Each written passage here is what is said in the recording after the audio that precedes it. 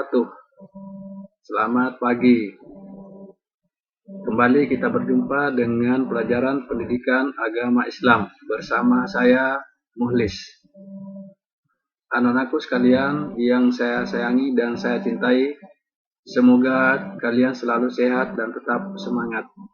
Dan tak lupa Bapak mengingatkan tetap menjaga kesehatan dengan melakukan 3M.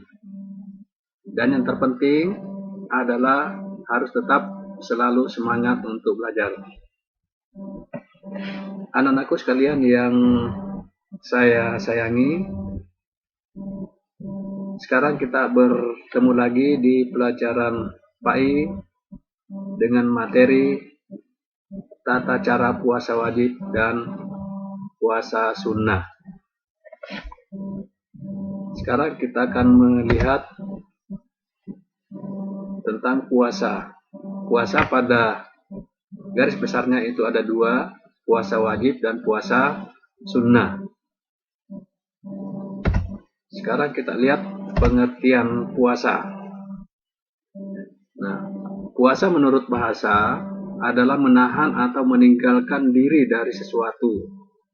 Sedangkan menurut istilah, puasa adalah menahan diri dari makan dan minum serta segala sesuatu yang dapat membatalkan puasa melalui terbit fajar sampai terbenam matahari. Nah, ini adalah pengertian puasa menurut bahasa dan istilah. Nah, lanjut kita akan melihat macam-macam puasa. Macam-macam puasa wajib.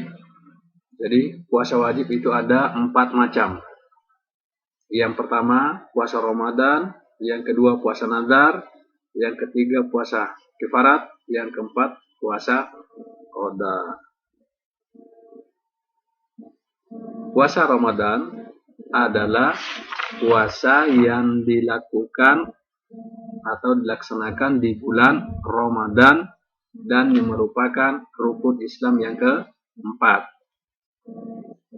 Sedangkan puasa nazar adalah puasa yang dilakukan karena mempunyai nazar atau janji kebaikan yang pernah diucapkan. Itu puasa nazar. Kalau puasa kifarat adalah puasa yang wajib dilakukan karena melanggar aturan yang telah ditentukan. Jadi puasa kifarat adalah puasa yang wajib dilakukan karena melanggar aturan yang telah ditentukan. Sedangkan puasa qada adalah puasa yang kita niatkan untuk mengganti kewajiban sesudah lewat waktunya. Syarat wajib puasa di sini yang pertama balik. Jadi yang diwajibkan adalah orang yang balik, anak-anak tidak diwajibkan untuk berpuasa. Yang kedua, berakal. Orang yang tidak berakal tidak diwajibkan berpuasa. Yang ketiga, orang yang menetap atau bermukim, bukan orang yang sedang dalam perjalanan. Yang keempat, orang yang kuat untuk berpuasa. Orang yang lemah tidak diwajibkan untuk berpuasa. Nah, kemudian selanjutnya kita akan melihat syarat sah puasa. Syarat sah puasa yang pertama adalah Islam. Yang kedua, suci dari haid dan nifas. Yang ketiga, tamyiz atau mumayyiz, yang bisa membedakan mana yang baik dan mana yang buruk.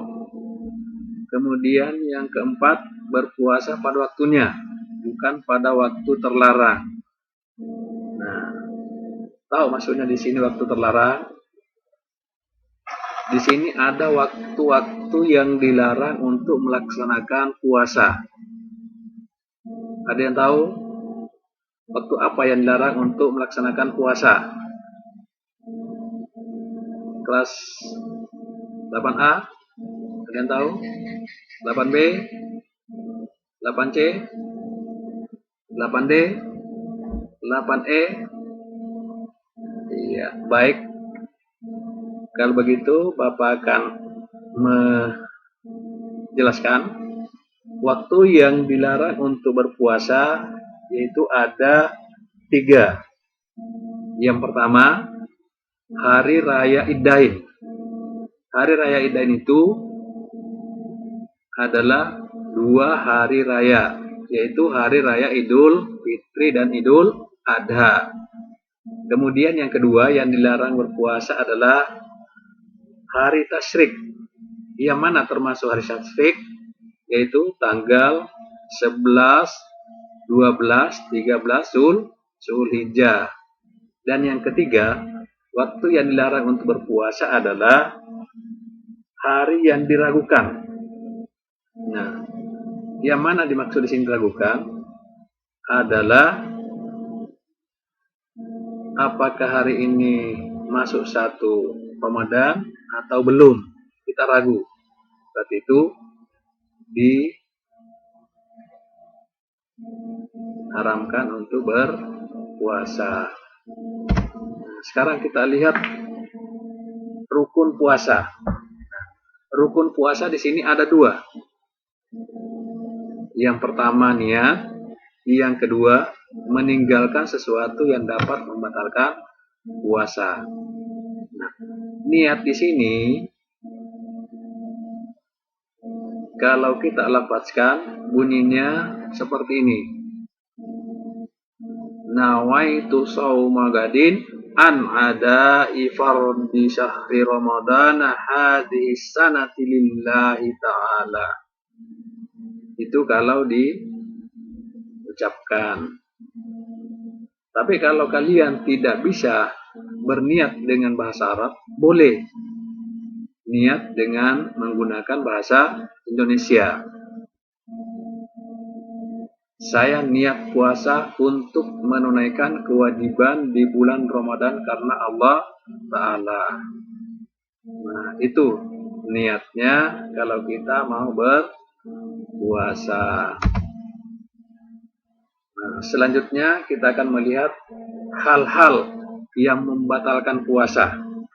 Jadi ada beberapa hal yang dilakukan puasa kita batal. Yang pertama, makan dengan sengaja. Yang kedua, minum dengan sengaja. Yang ketiga, muntah dengan sengaja. Yang keempat, melihat bulan menunjukkan tanggal 1 Syawal. Kemudian datang haid bagi wanita. Jadi yang haid di sini hanya wanita. Yang laki-laki tidak ada yang haid. Jadi laki-laki kalau ada yang tidak puasa dengan alasan haid, itu adalah apa? Nah, tahu sendiri kan.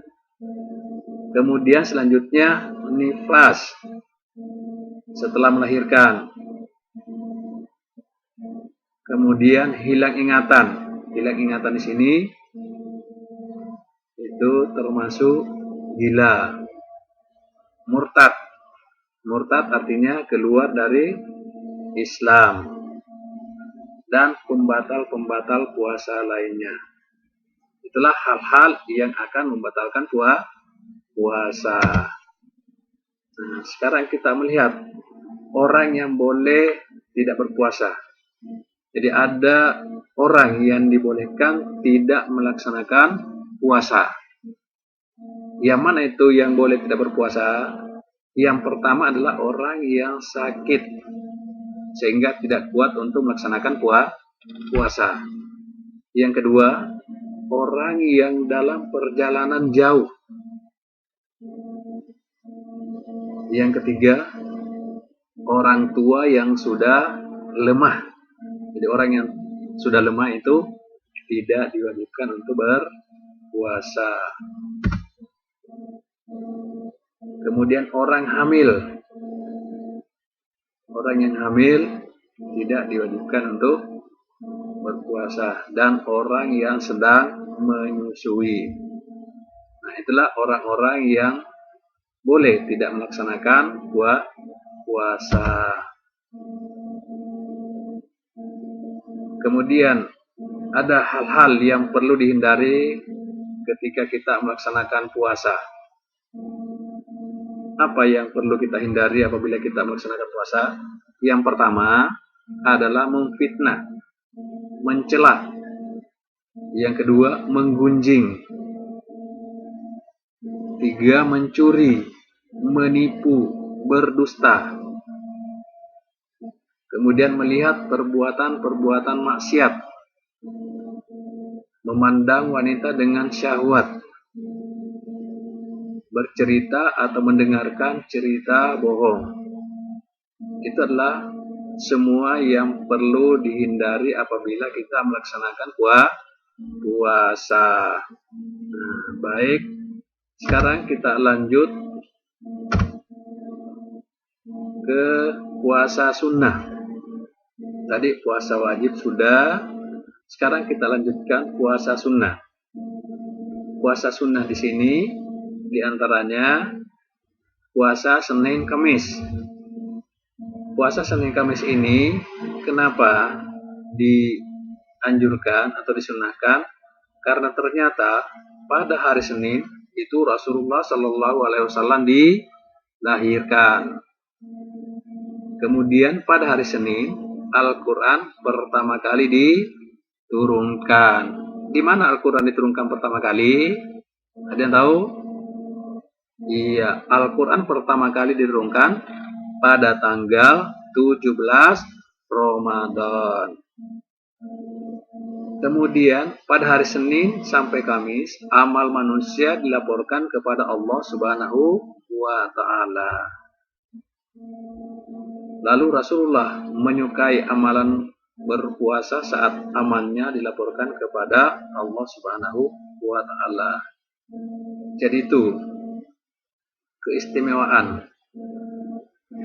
atau keutamaan kita melaksanakan puasa Senin Kamis.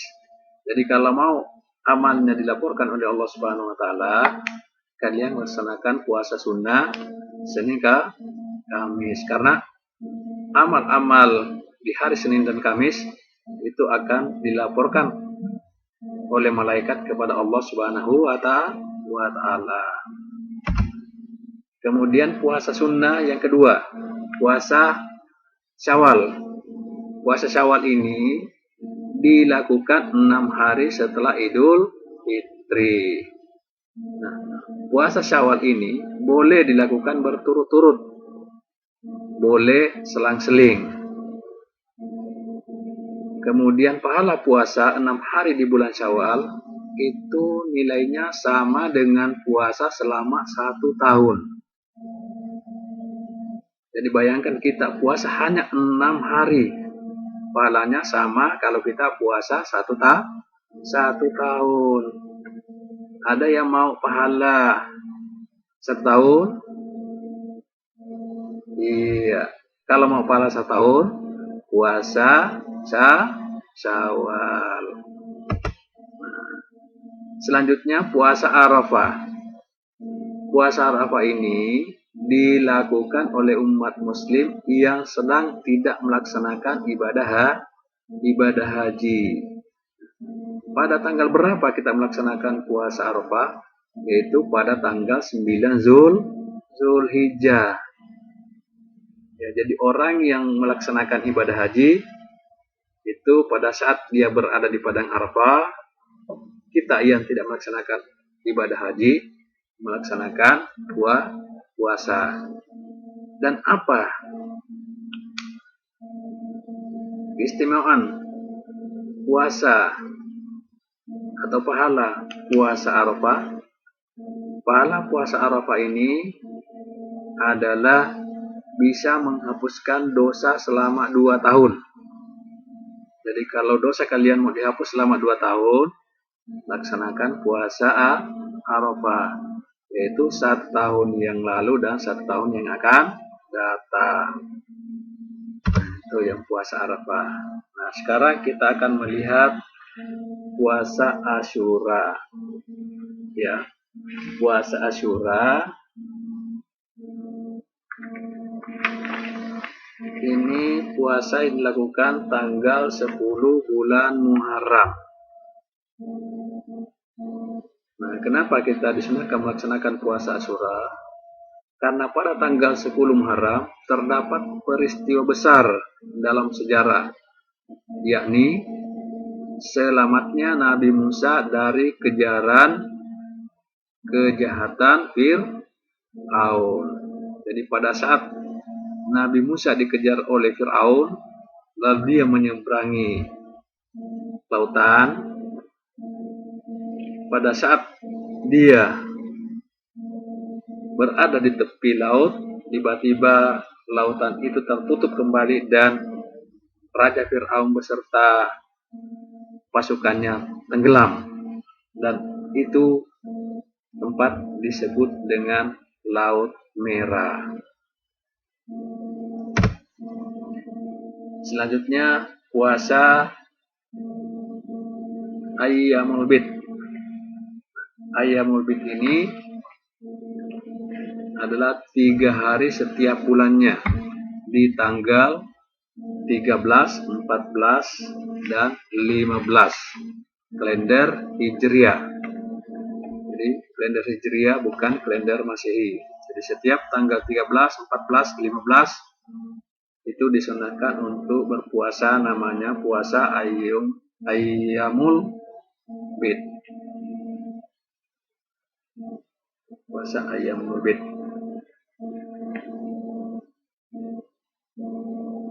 Nah, pada hari itu bulan sedang dalam keadaan terang.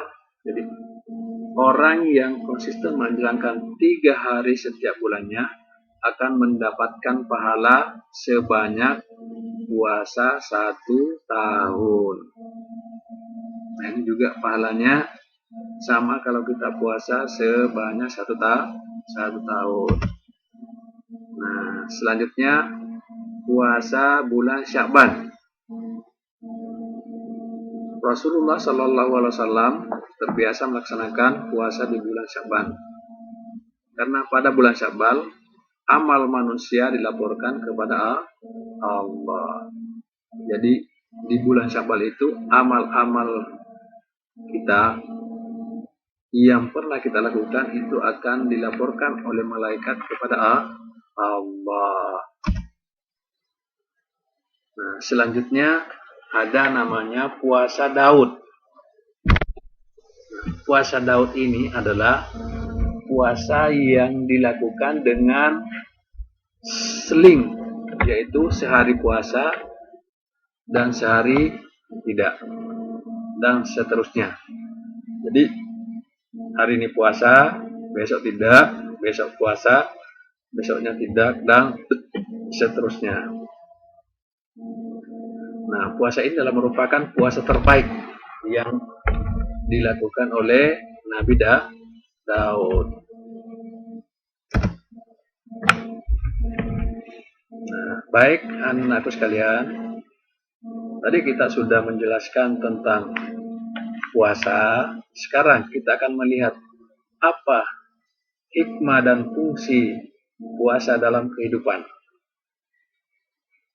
Nah, yang pertama, sebagai upaya untuk lebih mendekatkan diri kepada Allah. Jadi kita dianjurkan untuk berpuasa supaya kita bisa lebih mendekatkan diri kepada Allah. Yang kedua, untuk melatih kedisiplinan, kejujuran, dan kepercayaan diri. Yang ketiga, sebagai upaya melatih pengendalian diri. Yang keempat, sebagai upaya memelihara kesehatan. Yang kelima, sebagai ungkapan syukur kepada Allah. 6, sebagai upaya membiasakan diri memelihara amanah, memupuk rasa kasih sayang terhadap fakir miskin, dan menjalankan puasa Ramadan secara ikhlas akan diampuni dosa-dosanya yang lalu. Nah, inilah materi yang kita bahas pada hari ini. Mudah-mudahan apa yang kita bahas pada hari ini bisa bermanfaat. Dan sebelum Bapak mengakhiri pembelajaran hari ini, Bapak akan memberikan tugas kepada kalian. Tugas kalian adalah merangkum materi yang telah Bapak terangkan tadi. Ya, jadi kalian merangkum kembali, meringkas materi-materi yang telah dijelaskan tadi, lalu dikirim ke Bapak. Ada pertanyaan? Nah, baik, kalau tidak ada, pelajaran pada hari ini kita tutup dengan ucapan billahi taufiq wal hidayah. Assalamualaikum warahmatullahi wabarakatuh.